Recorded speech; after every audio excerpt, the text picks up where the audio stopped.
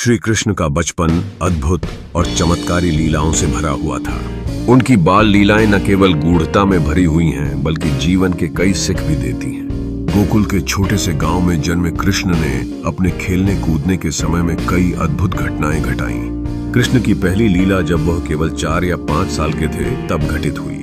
गांव के बच्चों के साथ खेलने के दौरान उन्होंने एक बार झूला झूलते हुए राधा के मन को मोह लिया। उनकी मीठी मुस्कान और शरारत भरे व्यवहार ने सबका दिल जीत लिया। राधा के संग उनका यह खेल गांव में प्रसिद्ध हो गया और रासलीला की परंपरा की नींव रखी।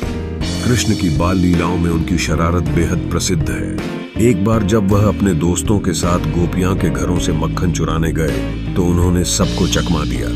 उनकी चतुराई और बुद्धिमत्ता ने उन्हें यह करने में सक्षम बनाया।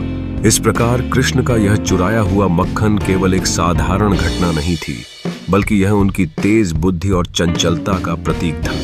कृष्ण की बाल लीलाओं में दानवों से लड़ाई करना भी शामिल था।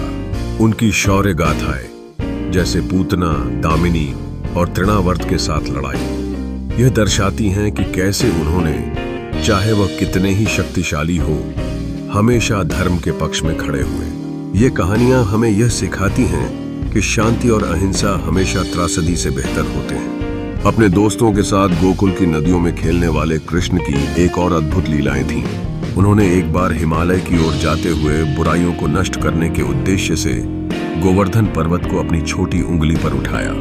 यह उनके आत्मविश्वास और सच्चाई के प्रति उनकी निष्ठा को दर्शाता है। श्री कृष्ण की बाल लीलाएं न केवल आनंदित करती हैं, बल्कि हमारे लिए महत्वपूर्ण सबक भी ले आती हैं।